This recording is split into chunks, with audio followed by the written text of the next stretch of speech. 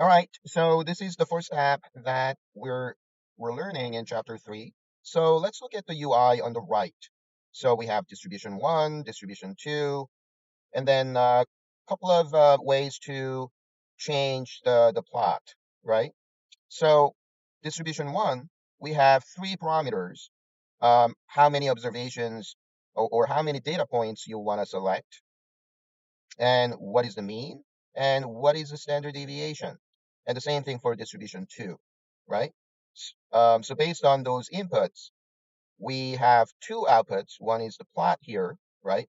So we have plots for two distributions, and then there's the result of the t-test. So t-test basically compares the means of the two distributions and whether they're statistically different from each other. But that is not the point of this exercise. Um, what the purpose of this exercise here is why use reactive expression, right? So let's look at the code on the left. So we can see that there are two outputs. So here we have histogram output, and then there's a t-test output, right? And then if you look inside the render function, there's x1 and x2.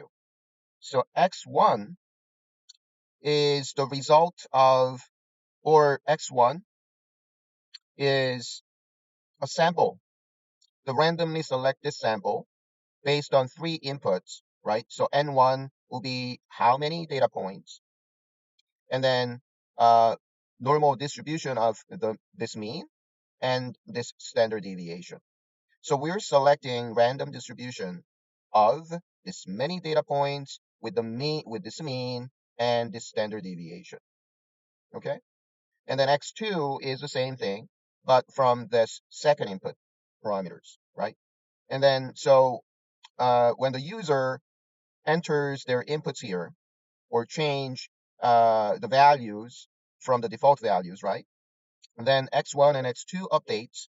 And then based on x1, x2, it generates the histogram using this frequently function, which is a customized function, right? The function that Hadley also provides in the textbook. And the same thing here, the t-test output, which generates this p-value and the range, right? So we have the same code that we saw here up here for histogram output, right?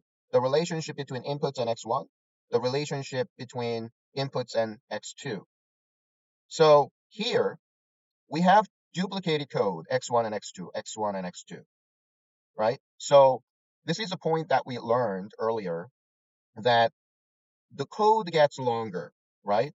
And it's difficult for a human being to read because it's longer because of this duplication, right? And it's also more cumbersome for computers as well because it takes longer to compute.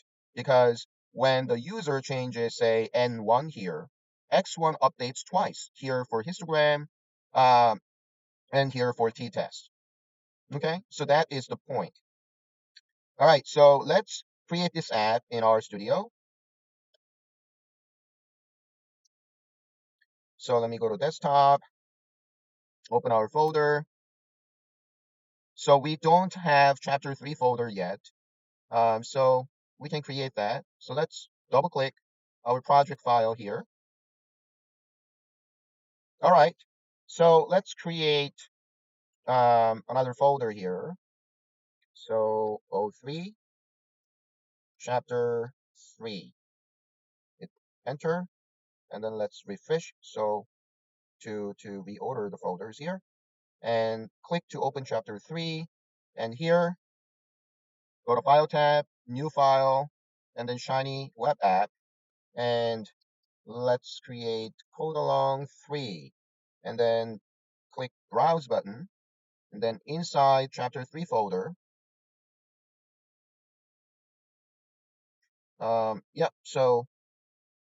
chapter 3 folder, hit open, create.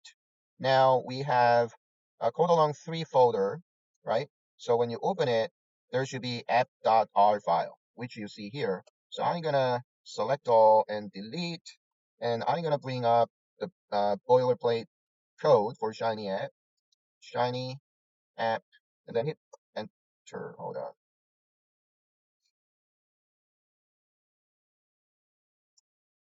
Shiny app. There you go. All right. So let's go to textbook to get the code. All right. So the app, it's section 3.4.2. So here's the UI. So again, this is a UI that creates all those inputs, right? So the UI part isn't so important. Um, and then Control V. So you can see that. Um, I mean, this is new, right? Fluid row function. I mean, we've been using fluid page, but fluid row is something that we haven't seen before. But this is coming up in the following chapter.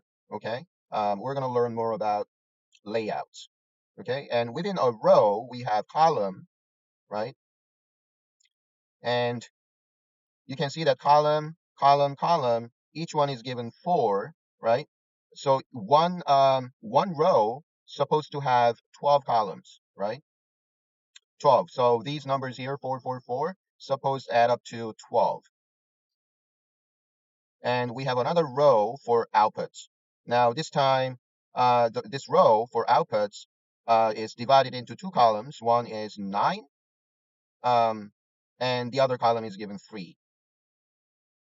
All right. And the server function is right here. There you go. And this is a code that we already saw, right? So we have code for UI and the server, and then let's run app and then save selected. All right, so we see the inputs, but we're not seeing the output. Warning error in FreePoly, could not find function FreePoly, could not find function t-test. Right. Uh, because here in FreePoly and t-test, those are customized functions. That's not part of Shiny, so we need to define it. So let's go back to our textbook. There you go. Here, this is FreePoly function and t-test function. So we can copy this and let's place it up here, right? So this is a very simple app. So I'm just, we're just copying and pasting it on the same file. But when you have a more complicated app, um, what we usually do is we have the functions defined in another file, and then we import the functions using source functions. Okay, but that's for another time. So let's reload app.